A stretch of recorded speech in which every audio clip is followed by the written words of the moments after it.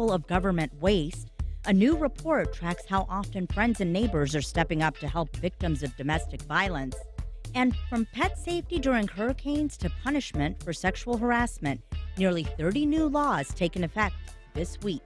We'll talk about all of that and more with our panel of journalists on our Friday Weekend Review. Later, a local staging of the Eugene O'Neill classic, A Moon for the Misbegotten.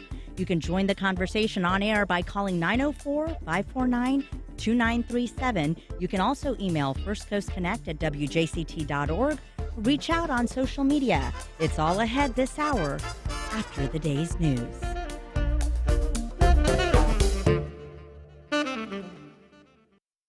Live from NPR News in Washington, I'm Janine Herbst. Republicans and Democrats are still dug in on this third day of the government shutdown. Democrats want health care subsidies preserved. Republicans say it's too costly. The White House says it may use the shutdown to fire thousands of federal workers. White House spokesperson Caroline Leavitt told NPR today the administration is looking at which agencies they want to cut and who to lay off. Democratic Senator Raphael Warnock. Basically, they're saying, well, we've cut off health care, and you either allow us to do this or we're going to lay off and in some cases fire thousands of federal workers. And that's what the Trump administration is doing right now. And they're tweeting and they're bragging about it. Speaking there on NPR's Morning Edition, the Senate returns to vote today on another short-term funding measure. The Trump administration put on hold $2.1 billion in infrastructure projects in Chicago. On social media, OMB Director Russell Vought says the cancellation of funding for two efforts to improve the city's transit system is to ensure that the money isn't going to race-based contracting. This as the administration targets funding in cities and states mostly led by Democrats, who President Trump blames for the government shutdown. Yesterday, Vought said the administration was freezing $18 billion in federal funding for two major infrastructure projects in New York City. And as President Trump expands his federal anti-crime interventions to more Democratic-run cities, crime experts are watching closely to see how well they work. NPR's Martin Costi reports. The homicide rate dropped sharply in Washington, D.C. during the first 2 months of the federal intervention there. But Jim Birch of the National Policing Institute says that's not surprising. Any city in America with a 50% increase in their officers is going to be able to have some kind of impact on public safety. But that's not reality. That's not the fiscal reality. And I also don't think that's the long-term reality for these federal deployments. It's more of a short-term strategy, a shock and awe, if you will. Now that National Guard troops have been ordered to Memphis and Portland, Oregon, criminologists are watching to see whether the crime deterrent effect can hold, especially in places where local leaders and the community may oppose federal intervention.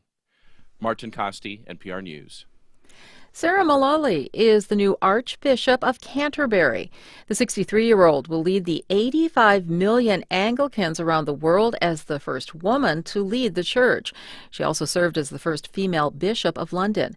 Bishop Mullally succeeds Justin Welby, who resigned from the post last November after a report found he failed to investigate allegations of child sex abuse decades ago at a summer camp. Welby himself wasn't accused of abuse. You're listening to NPR News from Washington. You're listening to WJCT News 89.9 in Jacksonville. I'm Noah Hertz. A team of excavators has found $1 million in treasure from a centuries-old Spanish shipwreck off a stretch of Florida known as the Treasure Coast. The shipwreck salvage company's 1715 fleet, Queen's Jewels, LLC, announced the find this week. The treasure includes more than 1,000 silver and gold coins. The salvage company says dates and mint marks are still visible on some of the coins. The fortune was lost at sea when a hurricane struck a fleet of Spanish ships in July 1715. Treasure hunters have been combing the coast for generations looking for the shipwreck. Here in Jacksonville, the Main Street Bridge will close to vehicular traffic from 1 to 5 p.m. tomorrow for electrical repairs. Then the northbound lanes will see intermittent closures through Monday as crews complete electrical work on the span. But after weeks of closures going northbound, FDOT says all lanes on the bridge will be open by 6 a.m. this coming Monday. The recent lane closures have been necessary since a ship hit the bridge on August 19th, damaging some electric systems. Repairs cost more than $2 million, with remaining work on electrical components expected later this fall. This morning, we're looking at a 50% chance of rain that will continue throughout the day. Same goes for tomorrow as a blob of dark clouds from the Atlantic makes its way across the state. Expect rain, clouds, and potentially thunderstorms through the weekend. 72 degrees in Jacksonville this morning, 74 in St. Augustine. You're listening to WJCT News 89.9. Support for NPR comes from NPR stations. Other contributors include Focus Features, presenting Anemone, starring Daniel Day-Lewis. Two brothers wrestle with their past and the one secret that has kept them apart for decades. Anemone, rated R, in theaters today. This is NPR.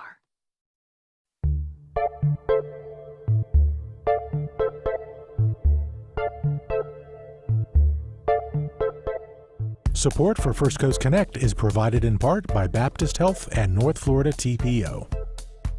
Opinions expressed on the First Coast Connect Week in Review are those of our panelists and do not reflect the views of WJCT News 89.9. Good morning. I'm Hethel Butt, in for Ann Schindler. It's Friday, which means it's time for our First Coast Week in Review.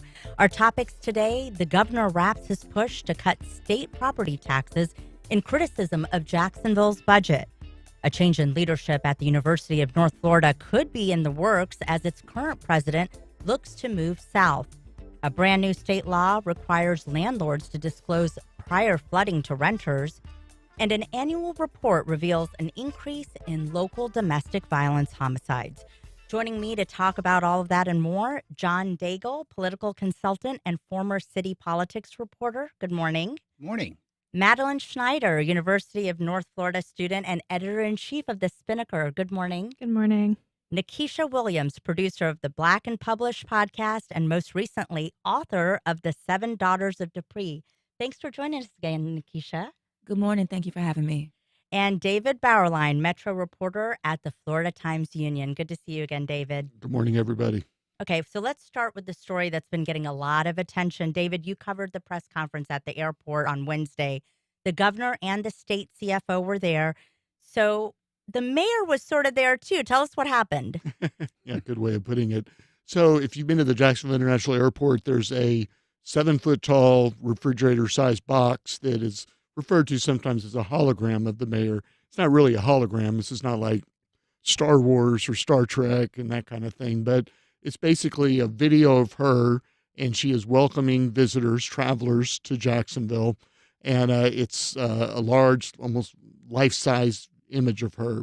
So during this news conference that Governor DeSantis and this state CFO, Blaise Ingoglia, they were standing right next to it. So they were talking while the mayor was talking. Of course, she was muted, and they were basically arguing that this is particular proto box, as it's called, was $75,000 of wasteful government spending, as they're trying to make the argument that local government spending is out of control and there needs to be property tax reform relief for property taxpayers. But this is not a new issue. So why did the governor bring it up now? This hologram came out that last December. So why now? Yeah, I think the why now is they really are at the state level. Governor DeSantis and the CFO are kind of drum up support for what will be on the November 2026 ballot, some type of change in property tax system, whether larger exemptions, changes in how assessments are done, who knows. It's not going to get rid of it entirely, but it will make changes to it. So to the extent that they can sort of create the sense that we need property tax relief because local government is wasting your money, that could potentially be an argument to get it on the ballot. And then it wouldn't be surprising to see something like this come up in the campaign too in 2026. So that's what it's all about. It's all about trying to creating the framework for what they want to do at the state level to change property tax system. Yeah, and that's, David kind of mentioned my big problem with this Florida Doge effort. And again, I kind of tend to look at things from a political lens. And I think a lot of this is, as David pointed out, about getting something on the ballot for 26 or 28 that brings out their base. I mean, that's in this hyper-partisan environment, that's become a lot of the political game is what can you have on the ballot that does turnout. It's not so much about messaging; it's more about turnout these days. And I think this is really about what can they put on the ballot that will help them with turnout in those elections. It seems so disingenuous and hypocritical to me. I mean, you see the CFO taking this publicity tour around the state, pointing out, waste, fraud, and abuse with about stuff that was readily available before, going anywhere. They had all this data before they did this tour. And the fact that seems to be only hitting Democrat-run cities. I mean, look at the cities where he's done press conferences: Jacksonville, Orlando, Broward County, Gainesville, St. Pete. These are, is it a coincidence? It's just super obvious that this is meant as the beginning of a political campaign or part of a campaign aimed at partisan efforts. And I think intelligent people just really see it as a taxpayer-funded campaign designed to, discourage one party or to disparage one party over the other. And let me ask you this. Do you think that this is unusual spending for the city of Jacksonville? Do other cities do these type of things at airports?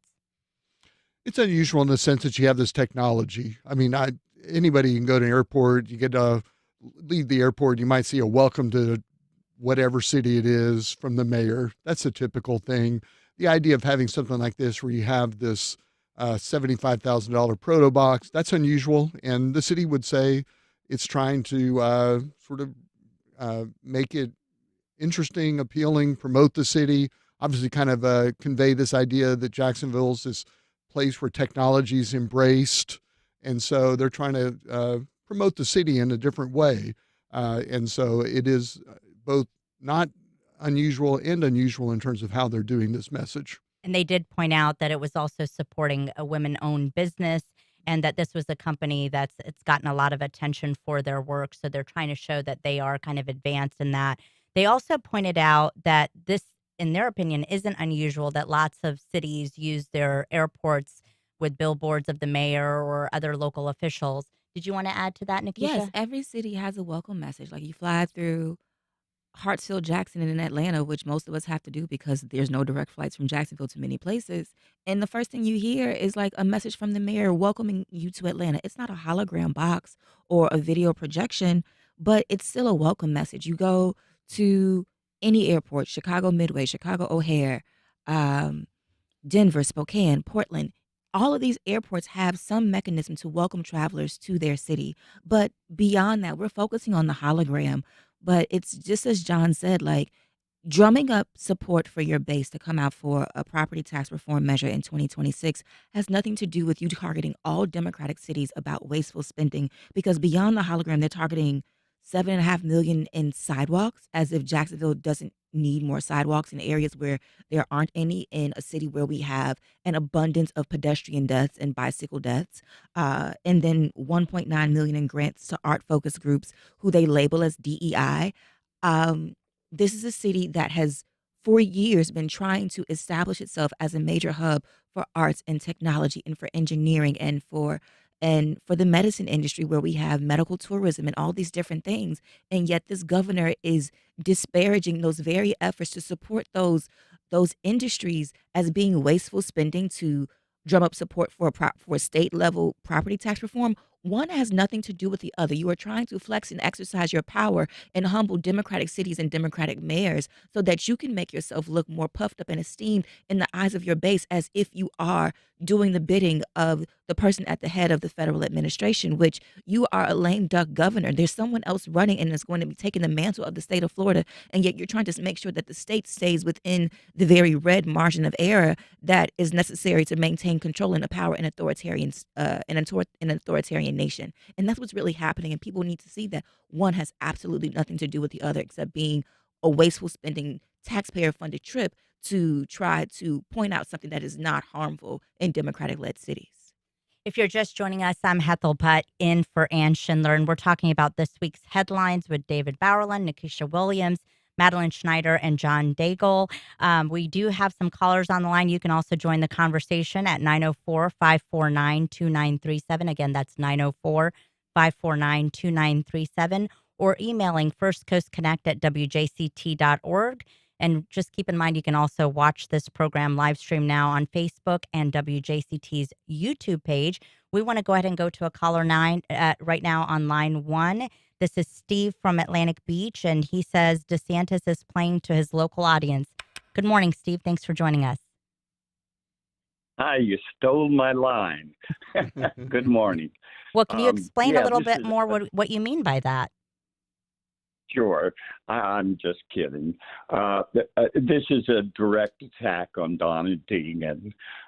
He's playing to his sycophant, his base in Jacksonville, his political base, by attacking what is truly a work of future communication that we luckily have our mayor smart enough to use a hologram technology to welcome visitors to our city. And I just think it's a continuing part. He's in touch with the political forces in Jacksonville, and I think he's playing to them with this attack. And plain and simple, and it's just cheap the way he is doing it. Thank you for your call, Steve. Let me ask you this: do you think that give us an idea of what the mayor's response was to this? Yeah, the mayor's response was, first of all, it's not a waste of money. It does, as you mentioned before, it supports a local Jacksonville business. It emphasizes our growth as a technology hub. She also had an interesting argument that if you want to look at what's causing the city to spend money, they've spent, I think it was over 1,000 hours of staff time cooperating, complying with this state DOGE effort, scrutiny of the state government. And she's saying, look, in terms of the value of that staff time we spent on that far exceeds the $75,000 that was spent on the hologram. So I think her argument is she uses the idea it's a partisan attack, the idea that, and also the argument that, okay, you can talk about wasteful spending if that's what they want to talk about, but $75,000 in a $2 billion budget, I think they put it in decimal points. I felt like I was back in high school algebra in terms of how many decimal points you have to go over to actually show what this is. It's a small drop in a big bucket. And so maybe it's a symbol, maybe it's something you can sort of, people identify with that. But if you look at the nuts and bolts of city government, they have a long way to go to show, as they keep saying, that there's $200 million of waste in the city's budget. And they did also point out some of the efforts that they've made to cut their budget and cut costs themselves in terms of staffing hours and things like that.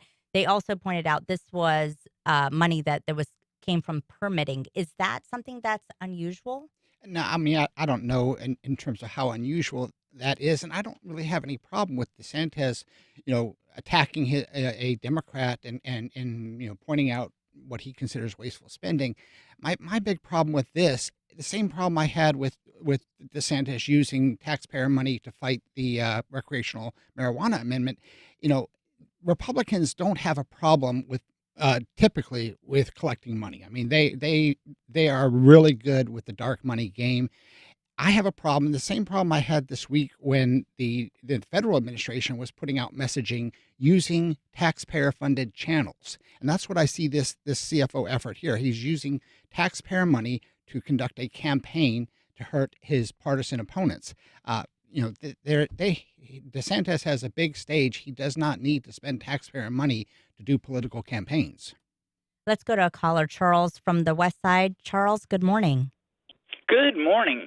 What really irritates me, and maybe we can bring this up as a talking point to fight back on the narrative, is all of these college presidents that have been awarded these plum jobs that are starting anywhere between $400,000 and $500,000 a year, plus, like $1 million bonus if they hit certain targets. Can't we point out? I just did a quick. It's almost $2.5 million. So that would be some good ammunition to fight back, don't you think? And also, as a side note, in Pensacola, the CFO is criticizing their neon welcome to Pensacola sign, and he said, "Why don't we they should change it to Welcome to Wasteville or something like that." So it's getting silly. Thanks a lot, guys. Thanks for your call, Charles. And I will add in Orlando, they criticized hot yoga for the staff. So it has been something that they've been doing, across the state. In terms of this property tax issue and cutting property taxes, do you think that's something that's going to get on the ballot?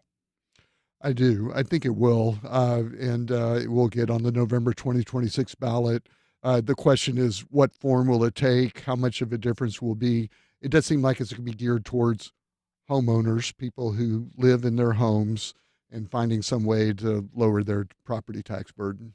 But yes, I definitely think we're going to have it in November 2026. And who benefits from that politically? If the governor's not running again, then who benefits from that?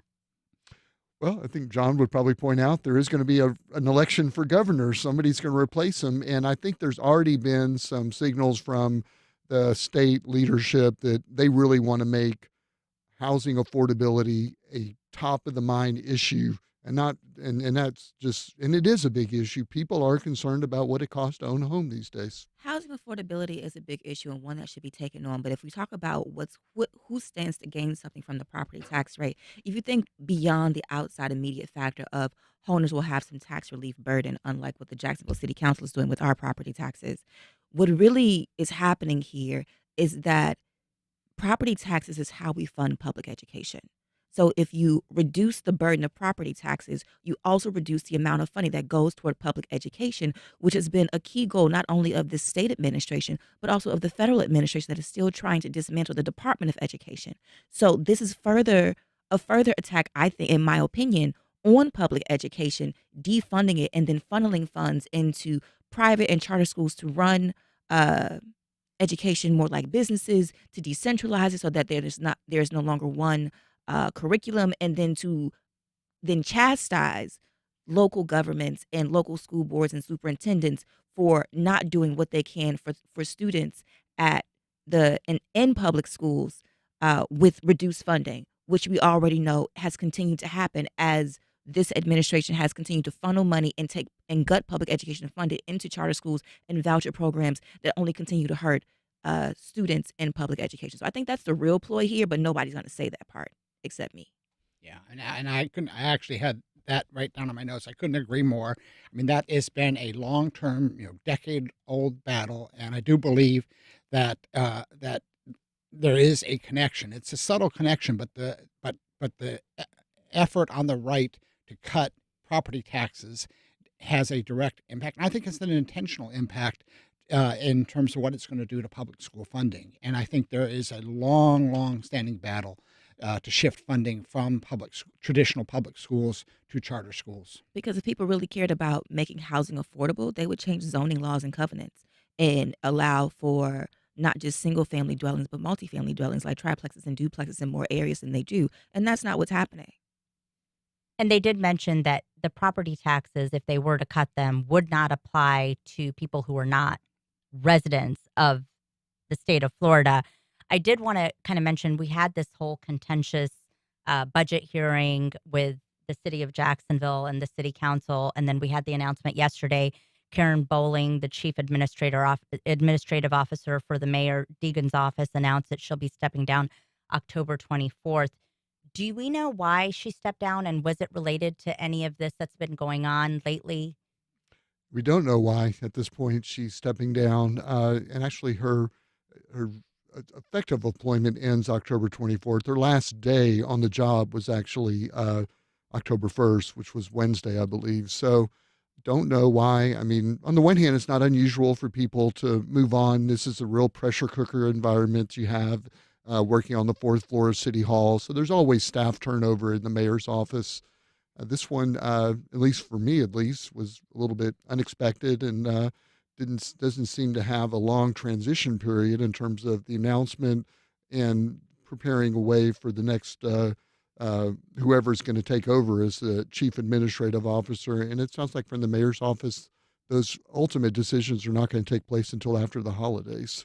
And it sounds like Deputy Chief Administrative Officer Kelly O'Leary will remain in the role, and with the support of Chief of Staff Mike Weinstein. Has Bowling announced her next steps?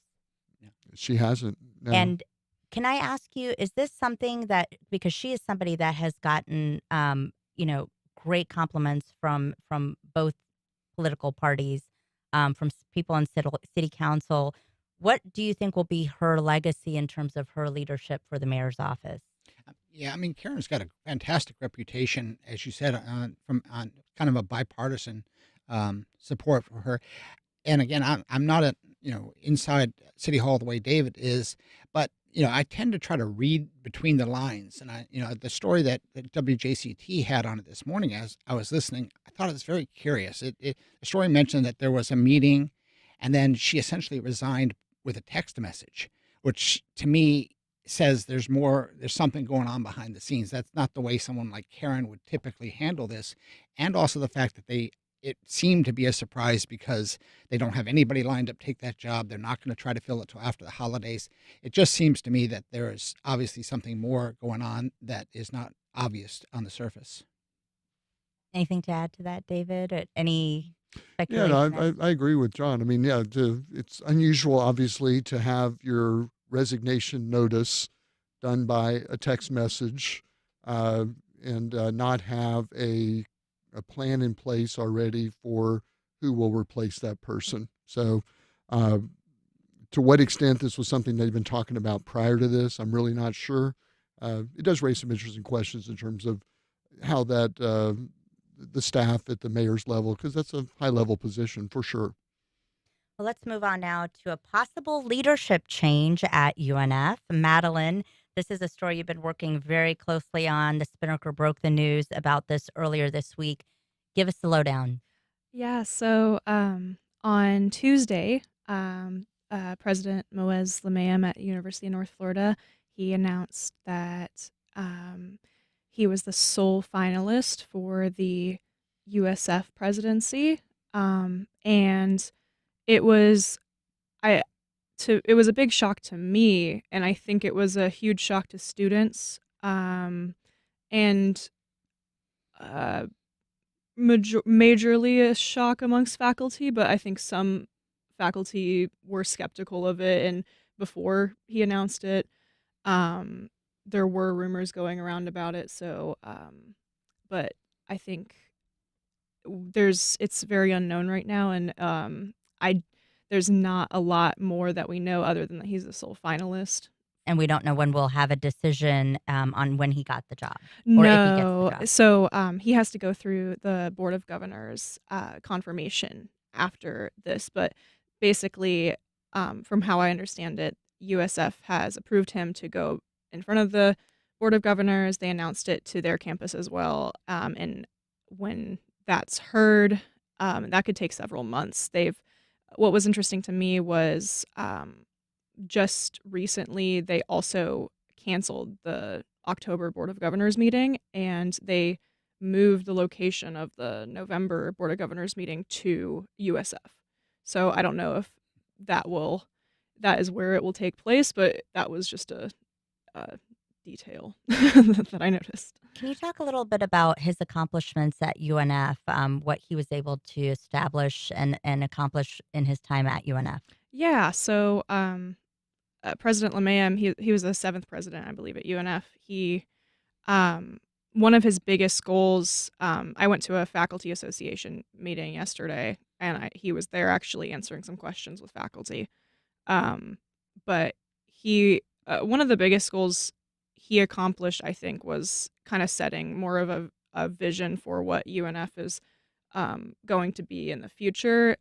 He put it in the faculty meeting that he was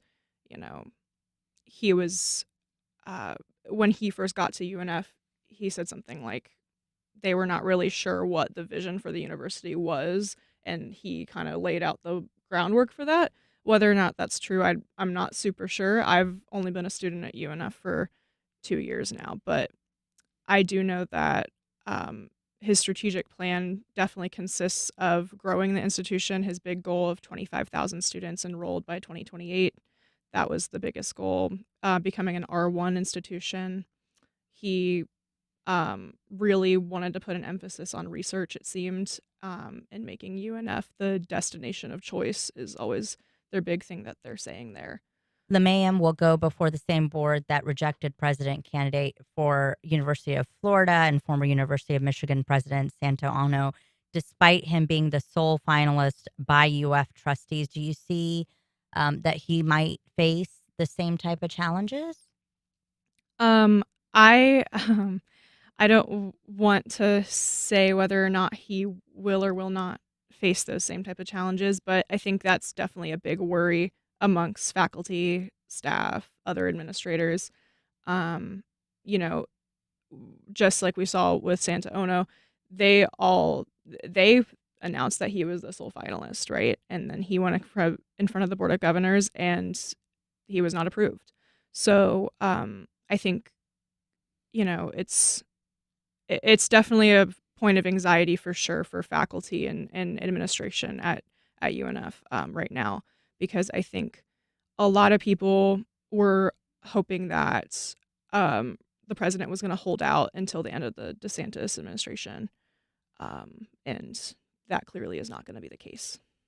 No, I just have a question. So, like, if he's not approved for USF, would he still retain as the president of UNF? As far as I know, I think he would, but that's kind of unclear. I think he would, Because he hasn't officially resigned right, from that position. right. Okay, I well, kind of if I kind of think that he'll do fine with getting it. Just and maybe the political environment has changed, but he's been vetted. He's been approved by the state board of governors to be the president of the University of North Florida. hmm He's well known at the University of South Florida. I just have a feeling that it's kind of like when you go through the Senate confirmation process and then you go back through the Senate confirmation process, unless there's something that's happened at the University of North Florida since he was appointed, which I don't think there is. I would expect him to get that job, and he'll be the next president of the University of South Florida. And you have to imagine that these universities do their due diligence to make sure that they're selecting somebody that will get through the process when they're making these selections. Even So, more so after what happened with the University of Florida's pick. yeah. Well, if you'd like to comment on this week's news, we want to hear from you. Give us a call at 904-549-2937 and send us an email if you'd like at firstcoastconnect@wjct.org. Now we want to talk a little bit about October being Domestic Violence Awareness Month. A new local report shows a rise in domestic violence homicides last year. Nikesha, what do the latest numbers tell us about the trends in domestic violence here in our community? So the numbers are showing us that over the last couple years, that of course there's been an increase in domestic violence, and that what domestic violence advocates are asking for is that the community take more of an active part and role in pointing out the signs of intimate partner violence, for the simple fact that when it leads to domestic violence homicides, that has not been the first instance of domestic violence with that particular abuser and their victim, or if it's a survivor, if they've managed to survive. And so it's requiring and asking that all of us do our part. And so the numbers have gone up, but they are not as high as they were from 2023, where there were about 6,000 instances of it. But and when we talk about homicides, what they're pointing out is that of the, I believe, 14 homicides for 2024, guns were used in, I believe, about all of them. And the easy access to a firearm makes it more likely that victims in a intimate partner violence situation will be murdered with that firearm because it's already accessible. And then we also, knowing that we have a gun problem in this country, and that some of the prerequisites for owning a firearm have been rolled back, such as like you cannot have a DV record, that those protections don't really exist anymore. And so it's highlighting this trend where these numbers are going up, but the protections that used to be in place to try to protect victims are not there. And so then calling on the community to step up and do their part, which I do believe the community has a role to play. Neighbors often know when there are instances of intimate partner violence in a home, and some people may chalk it up to, that's not my business or that's between them. They don't want to get involved. But when you look at the statistics and people who end up in abusive relationships, leaving is when they are most likely to be put at risk of fatality and of death. And it takes someone in an intimate partner violence situation up to 7 times to be able to successfully leave their abuser. And if every time they are attempting to leave, they are at risk of their life being taken from them with a firearm by their abuser, it makes it more, the rationale then becomes it may be easier to stay and endure. And neighbors then may have the sense that, well, if they really wanted to leave, they would just do so. And that's not the case. How do you get people to change that behavior and speak up? It's kind of the same thing that you do when you talk about abusive children. And granted, there's another layer of carceral infrastructure for that with the Child Protective Services. But like you have mandated reporters when you see children who are being abused, whether it's teachers or nurses or anything like that. That does not exist within intimate partner relationships because both people are adults. But if people have to realize that what's happening in intimate partner violence is not only just the physical abuse, it's also verbal abuse. It's also mental and emotional abuse. It may also be financial abuse where the person who is being victimized has absolutely no control and no power over their own lives. They don't have the money to leave. They don't have the means to escape. They may have low self-esteem and that they think that they may deserve what they are getting or this person that they're with is the best they can do. There are so many different layers and levels to the abuse that when someone does begin to say, I want to go, I need to get help, the infrastructure doesn't seem to be there to like readily help them, as well as the community they're eroded from because a lot of ways that people are abused is in isolation. So then if you continue to think that there is no one there to help you, there's no one there to care, there's no one in your neighborhood who you can go to without, turning you back over to your abuser or your family is not a safe place, it becomes very daunting of a task to leave. And yet still when people do decide to leave, they are at risk of death. And so getting people to change their minds about how this is a problem for the entire community to handle is getting the community to realize what's at stake for those victims who are in intimate partner violence situations in the first place, where they are mentally, emotionally, financially, and why they need someone to say, I can help you, or I see you, or I'm not going to turn away and act like I don't see your black eyes or your scars or your makeup that's trying to cover it all. These findings that we're talking about were announced by the Jacksonville Sheriff's Office and Hubbard House, which is a local domestic violence center. And just to kind of highlight what we are talking about, 5,442 domestic violence cases this year alone. Of those, in 2024, 19 people died in 14 domestic violence homicides, and 82%, as you had kind of talked about, of partner homicides, the suspect and victim were living together. So as you were kind of talking about, not only does somebody around those people know what's happening, but also let's talk about the issue of mental health and substance abuse, because those are also major concerns. Yeah, like when you talk about substance abuse, alcohol and drugs fuel situations. And so, some abusers get drunk and the way that they have an outlet is that they become mean and nasty and abusive. And so all of those issues are at play. And again, we have to look at substance abuse as an addiction and a health issue and not just a criminal one. And so if someone is addicted to a substance or is using mind altering substances, there's a reason why, but there's also an addictive level to that. And then that substance is then altering their mind and their behavior and turning them into a kind of person that may be more abusive than they would be if they were sober. All of that is at play, as well as the mental health of whoever is their victim.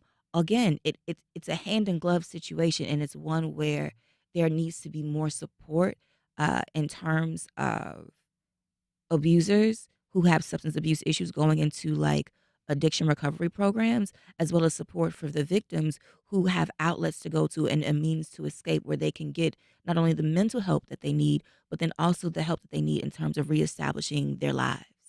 Madelyn, let me ask you this, because you deal with a lot of students. Is this something that they're training students for in the college level of how to deal with this and what to do if you become a victim? Yeah, actually, I think we have a what's called a dean of students office at UNF, and they're very supportive for students who are going through crisis, any type of crisis situation, and they do have a lot of resources as well for like substance abuse and things like that. So, and I do believe even in the past, I know people in our student government have presented initiatives. They've done, I believe they've done I don't know if it's yearly, but they have done multiple times Narcan training for because that is a situation that a lot of people may be put in at some point at, a party or something like that. So I think it's definitely a concern that they're trying to address at UNF, even if it's in small ways. And there are some local resources if you or someone you love is in a domestic violence situation. Hubbard House is a local domestic violence center serving Duval and Baker counties. They have a 24-hour hotline. Just call 904-354-3114, or you can text 904-210-3698. Now we want to go on to some new laws that went into effect Wednesday. We're talking about 30 new laws, many related to crime and law enforcement. And John, a lot of changes. Which ones will have the most impact? Well, I came prepared to talk about a few of the new laws that were passed by the legislature last spring, but then listening to this most recent conversation about the disturbing trends on domestic abuse and substance misuse, the one that jumps out at me was a new law that went into effect last week that wasn't passed by the legislature, but a result of a court decision at the first DCA, which was the open carry law, which now Florida is an open carry state. And there's a lot of confusion about that right now. I think about, with what we're hearing about domestic violence and we know the disturbing trends on substance misuse. And now a lot of people are trying to interpret this new open carry law. And there's controversy and debate about whether it just applies to handguns or whether it applies to, shotguns and long barrel rifles. And business owners like myself, I don't know what would happen if a client walked into my office this afternoon with a rifle strapped over his back. I don't know if legally I can tell him you can't come in my office with carrying a rifle. So I think that's a big law. There are a lot of other ones I know time is short. There's one of the other ones I really want to talk about is a fantastic new law passed by local representative Jennifer Bradley and her bill that ended up with Tristan Murphy's law, which is a fantastic new law that allows law enforcement a lot of new discretion on separating what is a mental health issue and what is a criminal issue, and gives law enforcement a lot of new tools for not arresting people who are dealing with mental health crisis. Northeast Florida, not many people know, but we've been a national leader in peer resource training, taking people with lived experiences and putting them with police officers and letting them go out on these mental health crises. Full disclosure, one of our clients, LSF Health Systems, has been training people with these lived experiences to do this, and it's made a huge impact. Law enforcement love it, and that Tristan Murphy's law is going to be a really good thing for helping law enforcement deal with people going through mental health crisis. And as you mentioned, Tristan Murphy, who took his own life in a Florida prison in 2021, became the subject of a CBS documentary that explored the treatment of mentally ill prisoners in the state.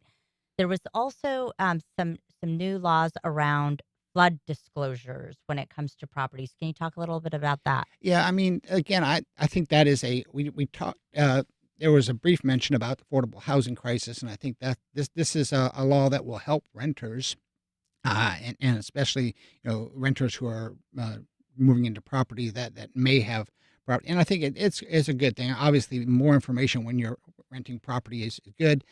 There's a lot of issues in that area, but as opposed to like property tax relief for homeowners, which was just kind of a regressive move, this is more of a progressive move, and I think it will help there's a huge problem with available rental space and affordable rental space, and I see this as something that will help in that problem area.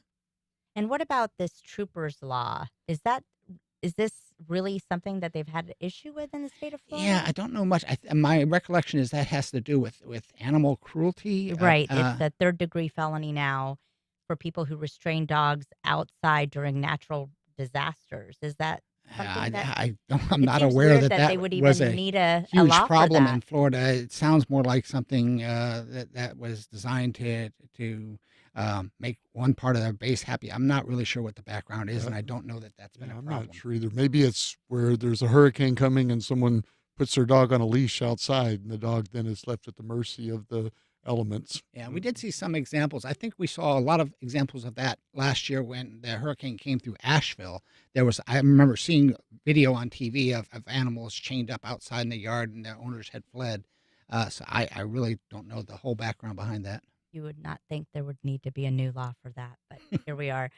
David Bauerlein, Nikesha Williams, Madelyn Schneider, and John Daigle, thanks for being here.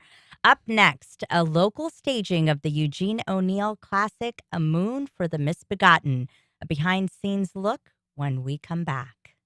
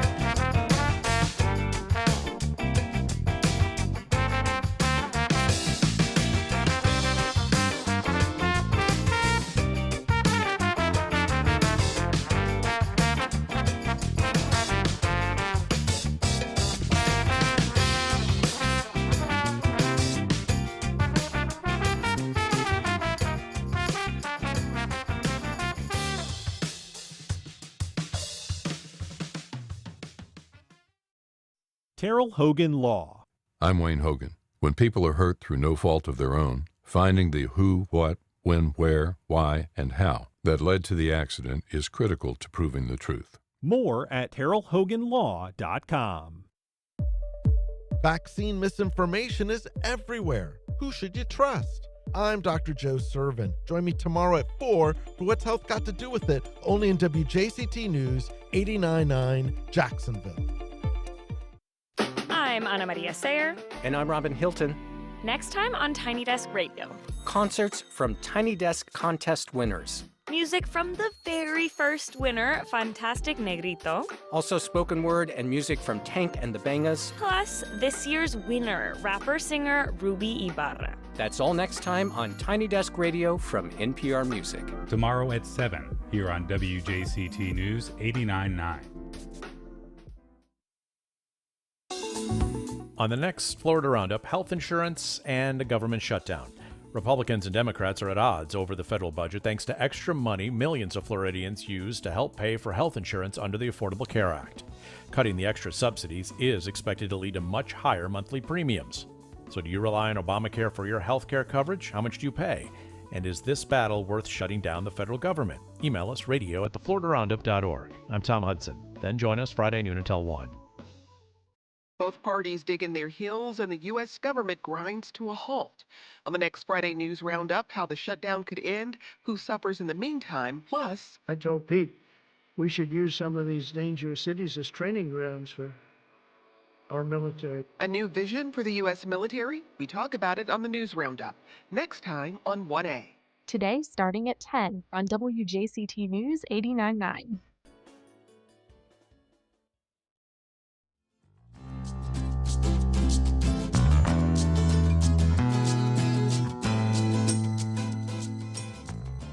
Welcome back. All Beaches Experimental Theater is proud to present Eugene O'Neill's towering classic, A Moon for the Misbegotten, directed by Tyler Hammond. ABET's artistic director, Rains Carr, joins us this morning. And Rains, why is this such a powerful piece of theater? Eugene O'Neill is one of our great American writers. He won the Nobel Prize. He's a four-time, Pulitzer Prize winner. He died young. He's from a famous theatrical family, and he wrote about subjects that just weren't written about at the time in the American theater. And this is the exploration of the interior of a person. And this play was produced originally in the 1940s, and it still resonates today about the connection between two people in one long night they have together. It's about a man going back and trying to find himself, having sort of lost himself. So I think it still resonates very powerfully in the world. And Eugene O'Neill's words are just so well written, so powerful, that I think it's something that needs to continually be shared. And this play hasn't been done in this area in over 15 years. What excites you about bringing this show to the WJCT studios? I love WJCT Studios. It's a wonderful venue, and it's a nice central location for us. We are in the middle of a sort of nomadic period where this is the beginning of our 34th season.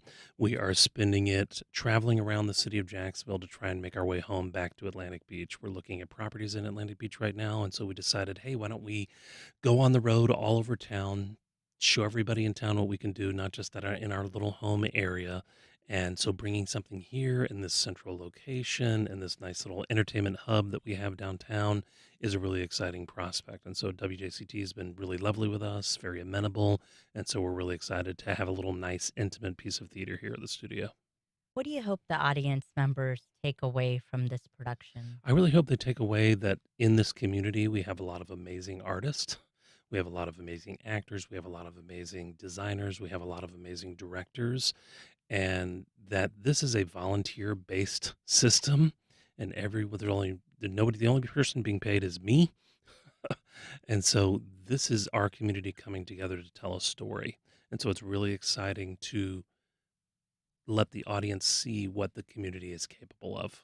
And there's limited seating. That's intentional. It is intentional. It's an intimate show. We don't want to put it in a big, huge, it's not Beauty and the Beast. We don't want to put it in a big, huge house.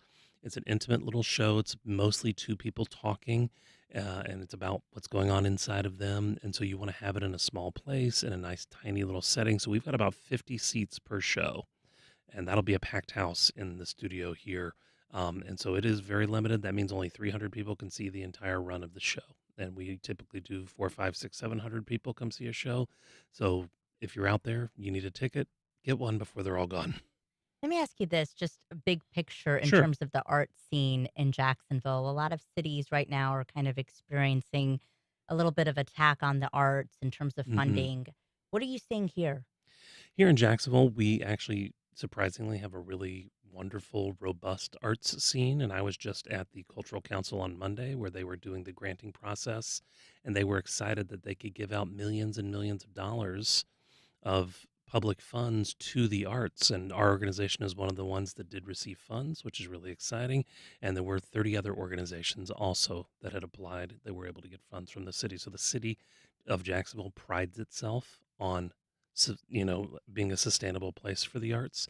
And it has been. I mean, our company's been here for 34 years as a sustainable theater company. Theater Jacksonville's been here for 106 years. So this city is a place where the arts can thrive, particularly the theatrical arts. This is when I grew up here. There was maybe 3 or 4 places you could go to see theater outside of the artist series downtown here. And now it's an explosion. I mean, there's theater everywhere. There's 10, 15, 20 places you can go see theater in this town at any one given time. So walk us a little bit through the plot of this play and give us an idea of why people should come and watch it. So this is, we don't often do these type of classic plays, and I find it important to remember our heritage and rediscover. Part of my mission as an artist is to rediscover classic works and why they're classic, not just as museum pieces of like, oh look here, this is a famous thing that we did one time, and isn't it nice? We want to actually go back in, rediscover why it was so powerful, why it endures.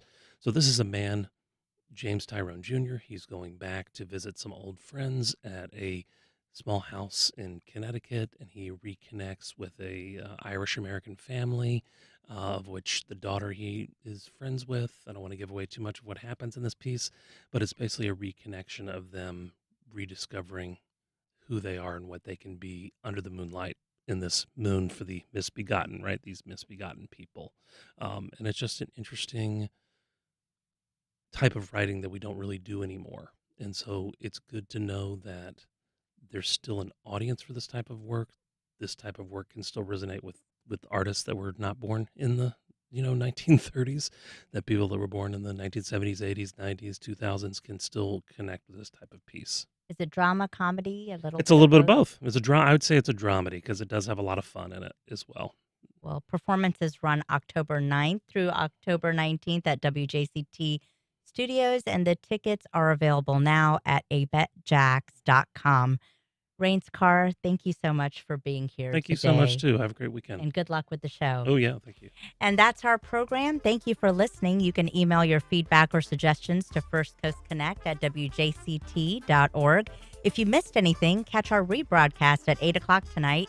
You can also find our entire archive on the First Coast Connect YouTube channel and at WJCT.org or on your favorite podcast platform.